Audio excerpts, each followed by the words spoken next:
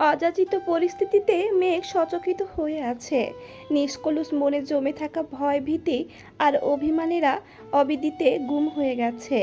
আবির ভাইকে নিজের করে পাওয়ার যে উন্মাদনা এতদিন তাড়া করে বেড়াচ্ছিল, সেই উন্মাদনার পরিসমাপ্তি ঘটেছে আজ।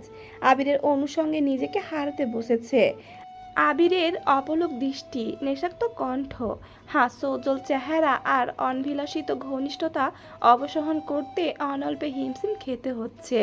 আবির মেঘকে ছেড়ে কিছুটা দূরে সরে দাঁড়িয়েছে ঠিকই, তবে মেঘের মায়াবী আদলে নজর আটকে আছে। আবিরের অতস্য চাহনিতে মেঘের বুকের ভেতরটা লজ্জায় হাঁসফাঁস করছে। অতর্কিতে চিবুক নামিয়ে নিল। আবির সঙ্গে সঙ্গে দুই আঙুলে পুনরায় মেঘের চিবুক উঠিয়ে মোলায়েম কণ্ঠে বলল, তুই কি জানিস তোকে আজ কতটা সুন্দর লাগছে? মেঘ চোখ তুলে তাকিয়ে কাঁপা কাঁপা গলায় জিজ্ঞেস করলো। কতটা? সমুদ্রের প্রভূত জলরাশি যতটা সুন্দর ঠিক ততটা। দেখতে প্রশান্ত হলেও সঙ্গীন। মেঘ মলিন হাসলো। আবির পরপর শক্ত কণ্ঠে শোধালো, তোকে শাস্তিটা কেন দিয়েছি জানিস? বাজে কথা বলেছি তাই? জি না, আপনি আমার সাজানো পরিকল্পনা নষ্ট করেছেন তার জন্য। আমি কি করেছি? আবির শ্বাস ছেড়ে বলতে শুরু করলো। 2টা বছর ধৈর্য রাখতে পারলেন, অথচ আর 2টা দিন ধৈর্য রাখতে পারলেন না। আমি বলেছিলাম আপনাকে আমি কোনো প্রকার প্রতিশ্রুতি দিব না, সরাসরি বিয়ে করব, মানে আজ আপনাকে বলবো কাল বিয়ে করব, এমনটাই ভেবে রেখেছিলাম। আমার সব কিছু প্ল্যান করা। আজ থেকে 2 দিন পর আপনাকে প্রপোজ করতাম, তারপর দিন গায়ে হলুদ, আর সবশেষে বিয়ে। কিন্তু আপনি অধৈর্য হয়ে আজই চলে আসলেন। আপনাকে ফিরিয়ে দেওয়ার সাধ্য আমার ছিল না, তাই নিজের সাজানো পরিকল্পনার কথা ভুলে আপনার ইচ্ছেকে প্রায়োরিটি দিলাম। আমার প্ল্যান ধ্বংস করার শাস্তি তো আপনাকে পেতেই হতো। মেঘ চোখ নামিয়ে নিয়েছে। এখন কথা বলতে একদম ইচ্ছে করছে না। এতদিন আত্মগোপনে থাকা অনুভূতিরা বারবার জানান দিচ্ছে। সম্মুখে দাঁড়ানো ব্যক্তির চোখে চোখ রাখলেই নিজের অস্তিত্ব বিলীন হতে বাধ্য। আবির মেঘের দিকে তাকিয়ে শক্ত কণ্ঠে বলল, তুই আমায় ভালোবাসিস? মেঘ ক্ষীণ স্বরে বলল, হ্যাঁ, অনেক ভালোবাসি। আর আপনি? আবির উত্তর না দিয়ে উল্টো প্রশ্ন করল, কতটা ভালোবাসিস? যতটা ভালোবাসলে আপনার হৃদয়ের প্রতিটা অনুনাদে আমার নাম শোনা যাবে, ঠিক ততটা ভালোবাসি। আমার জন্য সব করতে পারবি? মেঘ কপাল কুঁচকে বলল, সব পারবো, কিন্তু আপনাকে ছাড়তে পারবো না। আজ যদি আবির অথবা পরিবার 2টা থেকে যে কোনো একটাকে বেছে নিতে বলা হয়, তখন তুই কি করবি? বেছে নিতে পারবি আমাকে? মেঘ শীতল চোখে তাকিয়ে ভেজা কণ্ঠে বলল, পারবো। আবির মলিন হেসে শোধালো, যদি বলা হয় আবিরকে ছাড়তে হবে তখন? মেঘ অতর্কিতে আবিরকে জড়িয়ে ধরে কাঁদতে কাঁদতে বলল, আমি আপনাকে ছাড়তে পারবো না প্লিজ। আর যাই বলেন আমি সব মেনে নিব। বাসায় মেনে না নিলে সারা জীবন আপনার সাথে থেকে যাব, তবুও কারোর কথায় আপনাকে ছাড়তে পারবো না। আবির মেঘের চোখ মুছে ধীর কণ্ঠে বলল, কাঁদতে বারণ করেছি না তোকে? মেঘ ভেজা কণ্ঠে বলল, বাসায় কি কোনোভাবে আমাদের মেনে নিবে না? আবির দীর্ঘ শ্বাস ছেড়ে বলতে শুরু করলো, শুধুমাত্র বাসায় মানানোর চেষ্টায় গত 3 বছর যাবৎ অক্লান্ত পরিশ্রম করে যাচ্ছি। আমি আমার বাবা মায়ের একমাত্র ভরসা। ওনারা আমাকে অনেক ভালোবাসেন।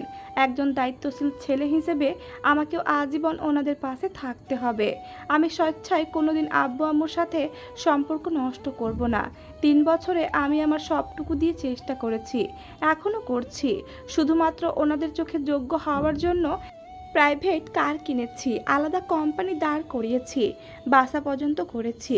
ওনারা যোগ্যতা চাইলে আমি আজ জোর গলায় বলতে পারবো, হ্যাঁ আমি তোর জন্য যোগ্য। তোকে পাওয়ার জন্য ওনারা যদি শর্ত দেন, আমি আব্বু চাচুর দেওয়া যে কোনো শর্ত মেনে নিতে রাজি। তবুও তোকে আমার লাগবে। কিন্তু ওনারা যদি আমাদের সম্পর্ক মেনে না নেয় বা তোকে ছাড়ার কথা বলে, তখন আমি চুপ থাকতে পারবো না।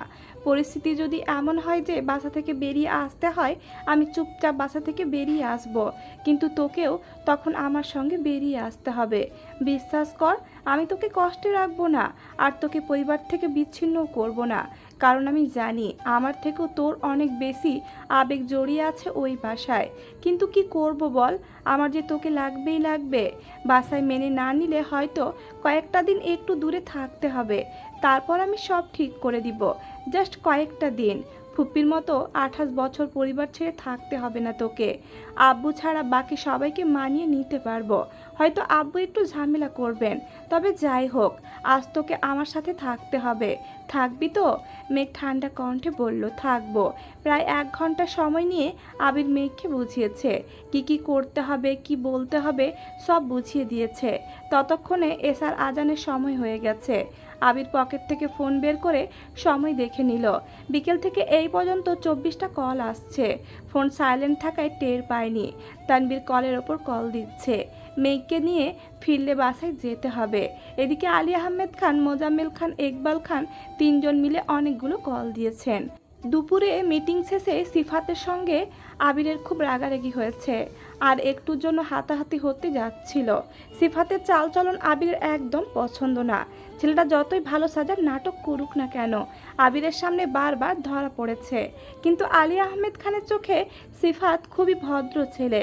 আজ সকালে আলী আহমেদ খান ল্যাপটপে সিফাতকে ফ্যামিলি ফটো দেখাচ্ছিলেন। আবির অফিসে ঢুকতেই সিফাতের কণ্ঠ কানে আসছে, মেঘ তো মাশাআল্লাহ অনেক সুন্দর হয়েছে, বিয়ে দেননি কেন এখনো? একদিন সময় করে মেঘকে দেখতে যাব, সাথে সবার সাথে পরিচয় হয়ে যাবে। আলী আহমেদ খান কথাটা তেমনভাবে গুরুত্ব না দিলেও আবিরের শরীর রাগে জ্বলছিল। আব্বুর সামনে কিছু বলতে পারছিল না, আবার চুপ থাকতেও পারছিল না। তার উপর মিটিং থেকে বের হতেই দেখলো সিফাতের ফোনের স্ক্রিনে আবিরদের ফ্যামিলি ফটোতে থাকা মেঘের ছবিটা বড় করে দেখছে। ওই ছবি দেখে আবিরের মেজাজ তুঙ্গে। রাগে চিৎকার করতেই সিফাত ছবি কেটে দিয়েছে। ইকবাল খান দ্রুত ছুটে আসেন। উনি কিছু না বুঝলেও আবিরের অগ্নিমূর্তি ধারণকৃত রূপ দেখে টেনে হিঁচড়ে আবিরকে সরিয়ে নিয়ে গিয়েছেন। আলী আহমেদ খান তখনও নিশ্চুপ ছিলেন। সব কিছুতে ওনার মনে হচ্ছিল আবির সিফাতকে জবাব দিতে নিষেধ করেছিল, আর সেই ক্ষোভেই সিফাতের সাথে রাগারাগি করে। তার ওপর আলী আহমেদ খান বলে বসেন সিফাতকে বাসায় থাকার ব্যবস্থা করে দিবেন। এই কথা শুনে আবিরের রাগ 3 গুণ বেড়ে গেছিল। আলী আহমেদ খানের সাথে রাগারাগি করে আবির তখনই অফিস থেকে বেরিয়ে আসছিল।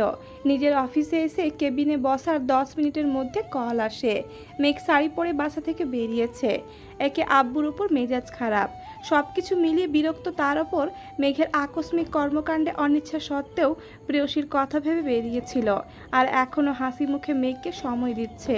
তবে সেই বিকেল থেকেই ফোন সাইলেন্ট করে রেখেছে। আজ যা হবে খান বাড়িতেই হবে। আবির মেঘের সাথে কথা শেষ করে মেঘকে নিয়ে নিচে আসলো। ততক্ষণে স্টাফদের প্রায় সবাই চলে গেছে। মিরাজ আর তার 2-3 জন ফ্রেন্ড বসে আছে। আবিরদের নামতে দেখে শান্ত কণ্ঠে বলল, ভাইয়া সবার খাওয়া শেষ, ওনারা যে যার মতো চলে গেছেন। আবির ঠান্ডা কণ্ঠে বলল, আচ্ছা, কিন্তু রাকিবরা কোথায়? মিরাজ রাজভারী কণ্ঠে বলল, রিয়া ভাবি কল দিয়েছিল, উনি বোধহয় অসুস্থ, রাসেল ভাইয়াকে নিয়ে তাড়াহুড়ো করে গেছেন। কল দিয়েছিলাম, রিসিভ করেননি। ও, রাকিবরা খেয়েছে? হ্যাঁ হ্যাঁ, সবার খাওয়া হয়েছে। তোমরা খেয়েছো? না ভাইয়া, তোমার খাওয়ার পর খাবো। আবির স্বাভাবিক কণ্ঠে বলল, খেয়ে নিলেই পারতে। আবির মেয়েকে খাবার রেডি করে দিচ্ছে। আজকের সব খাবার রেস্টুরেন্ট থেকে আনালো। সন্ধ্যার দিকে মিরাজের ফ্রেন্ডরাই খাবার নিয়ে আসছে, সাথে 1 টাইম প্লেট আর গ্লাসও নিয়ে আসছিল। মেঘকেও সেই প্লেটে খাবার দিয়েছে আবির। মিরাজ আর ওর ফ্রেন্ডরা ছাদে গেছে। মেঘ জিজ্ঞেস করলো, আপনি খাবেন না? খেতে ইচ্ছে করছে না। যতক্ষণ না সব কিছু ঠিকঠাক হচ্ছে ততক্ষণ স্থির হতে পারছি না। মেঘ আবিরের চোখের দিকে তাকিয়ে মোলায়েম কণ্ঠে বলল, যা হবার হবে, সারাদিন খাননি, আগে খেয়ে নিন, আমি খাইয়ে দিই। আবির আর চোখে তাকিয়ে মৃদু হেসে বলল, বাবা, বউ বউ ফিল এসে গেছে নাকি? মেঘ ভেঙচি কেটে বলল, দেখি হাঁ করেন। আবির কথা না বাড়িয়ে চুপচাপ খেয়ে নিল। খেতে খেতে তানবীরকে কল দিয়ে কথা বলে নিয়েছে। মিরাজকে আগেই বলেছিল আবিরের শার্ট আর প্যান্ট নিয়ে আসার জন্য। আবির পাঞ্জাবি পায়জামা পাল্টে শার্ট প্যান্ট পরে মিরাজদের থেকে বিদায় নিয়ে রওনা দিল। আজ মিরাজরা এখানেই থাকবে, আগামীকাল তানবীর এসে সব কিছু গুছিয়ে রেখে যাবে। যাওয়ার আগে মেঘ হলুদ আর সাদা সবগুলো গোলাপ একসঙ্গে শপিং ব্যাগে করে নিয়ে গেছে। আসার সময় কিছুটা দূরত্ব থাকলেও এখন বাইকে বসেই মেঘ পেছন থেকে আবিরকে শক্ত করে জড়িয়ে ধরেছে। আবির মুচকি হেসে নিজের এক হাত মেঘের 2 হাতের ওপর রেখে উদ্বেগহীন কণ্ঠে বলল, বাসায় উল্টাপাল্টা কিছু বললে এভাবে জড়িয়ে ধরতে পারবেন তো? মেঘ আস্তে করে বলল, দেখা যাক আপনি পারবেন। আবির মৃদু হেসে বলল, অবশ্যই, আমি একদম কোলে নিয়ে চলে আসব। মেঘ মেকি স্বরে বলে উঠল, আমিও দেখব আপনার কেমন সাহস। ওকে। আবির বাইক স্টার্ট দিল। মেঘ আবিরের প্রশস্ত পিঠে মাথা এলিয়ে আবিরের গায়ের গন্ধ উপলব্ধি করছে। অনেকটা পথ যাওয়ার পর মেঘ আচমকা ডাকলো, আবির ভাই। আবির তৎক্ষণাৎ ব্রেক কষল। বাইক থেকে নেমে মেঘের মুখোমুখি দাঁড়িয়ে গুরুতর কণ্ঠে বলল, কথায় কথায় ভাই বলার অভ্যাসটা ত্যাগ করুন, আমি আপনার ভাই না, ওকে? মেঘ শান্ত স্বরে শোধালো, ভাই না ডাকলে কি ডাকবো? আবির ডাকবি। মেঘ চোখ বড় করে তাকিয়ে বলল, আমি পারবো না। কেন? স্বামীর নাম মুখে নিতে নেই, আপনি জানেন না? আবির হাসতে হাসতে বলল, হায় রে কুসংস্কার, গত 2 বছরে আবির ভাই ডাকতে ডাকতে কান তবদা করে ফেলছিস, এখন বলতেছিস স্বামীর নাম মুখে নিতে নেই। মেঘ মুখ চেপে শক্ত কণ্ঠে বলল, তখন আপনি আমার স্বামী ছিলেন না, চাচাতো ভাই ছিলেন, বুঝেছেন? বুঝেছি, কিন্তু আর একবার যদি আবির ভাই বলছিস তাহলে বাম হাতে কানের নিচে এক থাপ্পড় দিব, 3 দিন বেহুশ থাকবে। মেঘ হুঙ্কার দিয়ে উঠল, তাহলে ডাকবো আমি কি? আবির নির্দ্বিধায় বলল, আহিয়ার আব্বু। মেঘ উদ্বেগপূর্ণ কণ্ঠে প্রশ্ন করল, আহিয়াকে? আবির মুচকি হেসে বলল, আমার মেয়ে? হোয়াট? আপনার মেয়ে আসলো কোথায় থেকে? আবির দুষ্টুমির স্বরে বলল, মেয়ে আমার একার না, আমাদের 2জনের মেয়ে আহিয়া। মেঘ নিজের পেটে হাত রেখে উদ্বিগ্ন কণ্ঠে বলল, আমাদের মেয়ে মানে? আমার তো এখনো বিয়েই হয়নি, মেয়ে কোথায় থেকে আসবে? আবির নিঃশব্দে হেসে মেঘের মাথায় আস্তে করে গাঁটটা দিয়ে বলল, আরে বোকা মেয়ে, আমি আমাদের অনাগত সন্তানের কথা বলছি। মেঘ আহামকের মত তাকিয়ে বলল, ছি, আপনার কি লজ্জা লাগে না? ও মা, লজ্জা লাগবে কেন? এই যে আজে বাজে কথা বলছেন, হবু সন্তানের কথা বউকে বলতে গেলে যদি লজ্জা পেতে হয় তাহলে এই নির্লজ্জময় জীবন আমি রাখবো না। মেঘ বিরক্তি ভরা কণ্ঠে বলল, ফাজলামি রেখে তাড়াতাড়ি বাসায় চলুন, আজ বাসায় যে কি হবে দেখা যাবে, আমার আপনার জীবনই ঘূর্ণিঝড়ে উড়ে যাবে। তখন এই আবিহা হাজার কেন্দ্র আর বাপকে পাবে না। আবির 2 আঙুলে আলতোভাবে মেঘের নাক চেপে হেসে বলল, তার মানে আপনি মেনে নিচ্ছেন আহিয়া আমার মেয়ে আর আপনি তার মা? মেঘ ফস করে উঠে আবিরের হাতে চিমটি কেটে বলল, আপনি কি যাবেন? আবির উফ করতে করতে বাইকে বসলো। বাইক স্টার্ট দিতে দিতে তপ্ত স্বরে বলল, অবুঝ জামাইকে চিমটি কাটা মোটেই ভালো লক্ষণ না। আল্লাহ, বিয়ের খবর নাই আর উনি জামাই জামাই করে বেহুশ হয়ে যাচ্ছেন। আবির গভীর কণ্ঠে বলল, বাসায় মারলে বিয়ে 2-3 দিন পরে হবে, আর বাসায় না মারলে রাতে আপনাকে নিয়ে পালাবো। মেঘ আর কিছুই না বলে আবারও আবিরকে জড়িয়ে ধরে বসলো। বুকের ভেতর চাপা কষ্টগুলো প্রকাশ করতে পারছে না। আজ বাসায় কি হতে চলেছে সেসব ভেবে আটকে উঠছে বারবার। দীর্ঘ সময় পর মেঘ আবিরের পিঠে মাথা রেখে আস্তে করে ডাকলো, এই যে। আবির নিরুত্তর। মেঘ আবারও ডাকলো, এই যে শুনছেন? আবির এবারও নিরুত্তর। মেঘ গলা খাকারি দিয়ে মায়াবী কণ্ঠে বলল, আহিয়ার আব্বু? আহিয়ার আম্মু বলো। মেঘ উদাসীন কণ্ঠে শোধালো, আমার জন্য এত কিছু করলেন অথচ একবারের জন্য লাভ ইউ বা ভালোবাসি বললেন না কেন? ভালোবাসি না বললে কি ভালোবাসা যায় না? দুজনের অনুভূতি বুঝতে পারাটা কি ভালোবাসা নয়? দুজনকে পাগলের মতো ভালোবাসতে চাইলে ভালোবাসি শব্দটা কি বলতেই হবে? মেঘ উত্তর খুঁজে পেল না। সত্যিই তো, একজন আরেকজনের অনুভূতি বোঝা, পাশে থাকা, চাওয়া পাবার মূল্যায়ন করা, দুজনকে সম্মান করা, এইগুলোই তো ভালোবাসার প্রতীক। মুখ ফুটে ভালোবাসি না বলেও বাবা মায়েরা অমৃত্যু সন্তানদের নিঃস্বার্থভাবে ভালোবেসে যান। স্বামী স্ত্রী একে অপরের পরিপূরক হিসেবে সারা জীবন পাশে থাকেন। ভাই বোনের সম্পর্কেও কেউ কাউকে ভালোবাসি বলে না, অথচ কারো কোনো সমস্যা হলে সবার আগে ঝাঁপিয়ে পড়ে। তবে কেন ভালোবাসি কিংবা আই লাভ ইউ শোনার এত প্রবণতা সবার মাঝে? প্রতিনিয়ত ভালোবাসি বললেই কি সত্যিকারের ভালোবাসা খুঁজে পাওয়া যায়? মেঘ আবিরকে আরো শক্ত করে জড়িয়ে ধরল। আর কিছু বলার বা শোনার ইচ্ছে নেই মেঘের। বাসার কাছাকাছি আসতে বেশ কিছুটা সময় লেগেছে। বাসা থেকে কিছুটা দূরে বাইক থামিয়ে দুইজনেই নামলো। পরপর কল দিল তানবীরকে। তানবীর অনেকক্ষণ অপেক্ষা করে কিছুক্ষণ হলো একটা কাজে গেছে, আসতে একটু সময় লাগবে। কয়েক ঘন্টা শাড়ি পরে হাঁটা চলা করায় শাড়ির যাচ্ছে তাই অবস্থা হয়ে গেছে। আবির মেঘের শাড়ি কুচি ঠিক করতে করতে বলল, একা যেতে পারবি নাকি তানবীর আসা পর্যন্ত অপেক্ষা করবি? যেতে পারবো। শোন, কারোর সঙ্গে কোনো কথা বলার প্রয়োজন নেই। সোজা নিজের রুমে গিয়ে ফ্রেশ হয়ে রেস্ট নিবি। আচ্ছা, যাবো এখন? মেঘ গোলাপগুলো হাতে নিয়ে বাসার উদ্দেশ্যে যাচ্ছে। আবির নিষ্পলক দৃষ্টিতে সেদিকে তাকিয়ে আছে। মেঘ কিছু দূর যেতে আবির উচ্চ স্বরে ডাকলো, মাহাদিবা খান। মেঘ মেঘ সহসা থমকে দাঁড়িয়ে পেছনে ফিরল। আবির পূর্বের ন্যায় আবারও বলল, সাজ্জাদুল খান আবিরের মিসেস হবার প্রস্তুতি নিন। খুব শিগগিরই আপনি আমার বেগম হচ্ছেন। মেঘ অবাক লচনে তাকিয়ে নিঃশব্দে হাসল। হাত নেড়ে বিদায় দিয়ে সামনে ঘুরল। এক পা বাড়াতেই আবির উদ্ধত কণ্ঠে আবার বলল, আই লাভ ইউ মেঘ, আই লাভ ইউ ইনফিনিটি। মেঘ অতর্কিতে ঘুরে দাঁড়ালো। আশ্চর্য নয়নে তাকালো আবিরের মুখের দিকে। আই লাভ ইউ শোনার অনুমাত্র ইচ্ছেও মেঘের ছিল না। অনাকাঙ্ক্ষিত কথাটা শুনে মেঘের আবেগ আটকে রাখতে পারল না। এক ছুটে গিয়ে জড়িয়ে ধরল আবিরকে। আহ্লাদি কণ্ঠে বলল, আই লাভ ইউ ইনফিনিটি। আবির মেঘের মুখটা তুলে কপাল বরাবর চুমু খেয়ে শান্ত স্বরে বলল, ভালোবাসি ভালোবাসি ভালোবাসি, অমৃত ভালোবাসি তোকে। মেঘের বিস্মিত আঁখি যুগল আবিরের চোখে নিবদ্ধ। ফাঁকা রাস্তা, কিছুটা দূরে থাকা ল্যাম্পপোস্টের আলো আবিরের শ্যামলা চেহারায় পড়ছে। মেঘ সেই মায়াময় আদলে তাকিয়ে থেকে আনমনে বলে উঠল, আপনি এত কিউট কেন? আবির মৃদু হেসে বলল, এখন কিন্তু শাস্তি দিব। মেঘ তৎক্ষণাৎ আবিরকে ছেড়ে কিছুটা সরে দাঁড়ালো।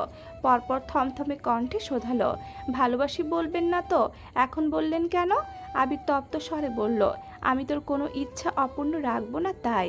মেঘ অন্তত নমনীয় কণ্ঠে বলল, আমার খুব ভয় হচ্ছে।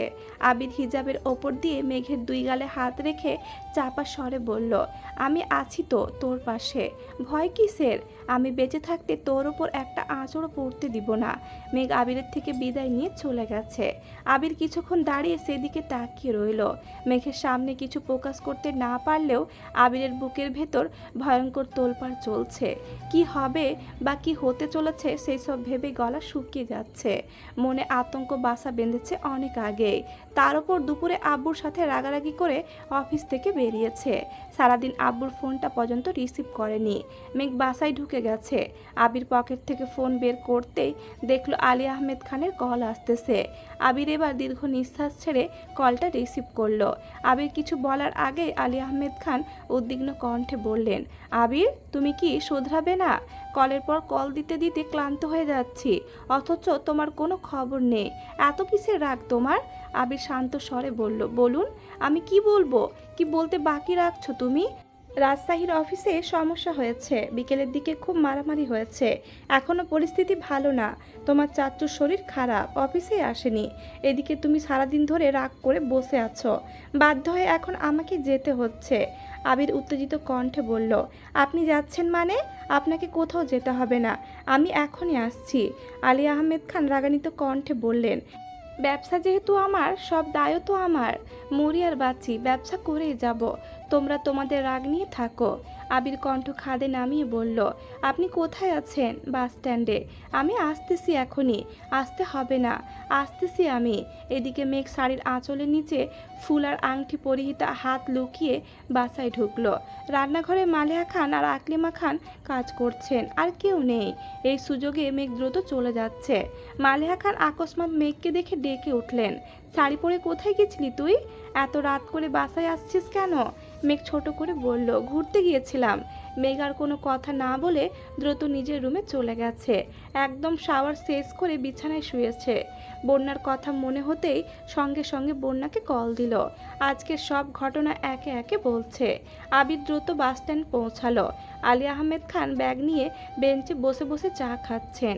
আবির সামনে গিয়ে ঠান্ডা কণ্ঠে বলল, আব্বু আপনি বাসায় যান, আমি যাচ্ছি। এভাবে কিভাবে যাবে? বিকেল থেকে অনবরত কল দিচ্ছি তোমাকে, ইকবাল এমনকি মোজামেলকে দিয়েও কল দেওয়ালাম।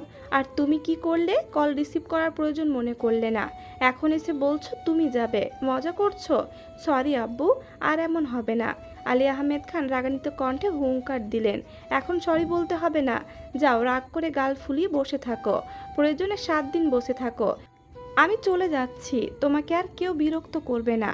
আবির শীতল কণ্ঠে বলল, সরি আব্বু, আর এমন করব না, রিয়েলি সরি। এই আমি কানে ধরছি। আলী আহমেদ খান চায়ের কাপ রেখে বসা থেকে উঠে দাঁড়িয়ে আবিরের হাত আটকে বললেন, কানে ধরতে হবে না। বাবা মায়ের কাছে সন্তানের হাজারটা ভুলও কিছুই না। আবির মলিন হেসে বলল, রাজশাহী আমি যাচ্ছি, আপনার এই শরীর নিয়ে এতদূর যেতে হবে না। তুমি তো জামা কাপড় পর্যন্ত নিয়ে আসোনি, কিভাবে যাবে?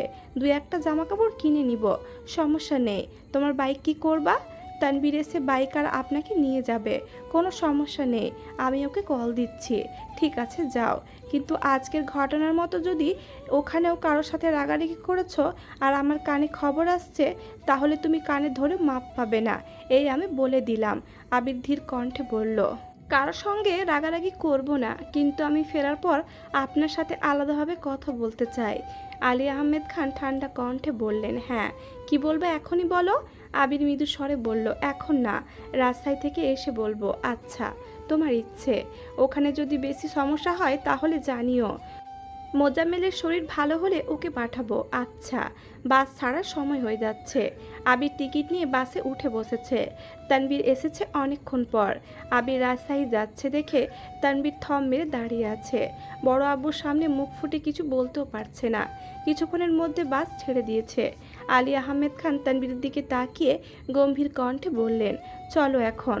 তানবীর ভারী কণ্ঠে বলল, জি। আবিরের বাস ছাড়ার কিছুক্ষণ পরে আবির মেঘকে কল দিল।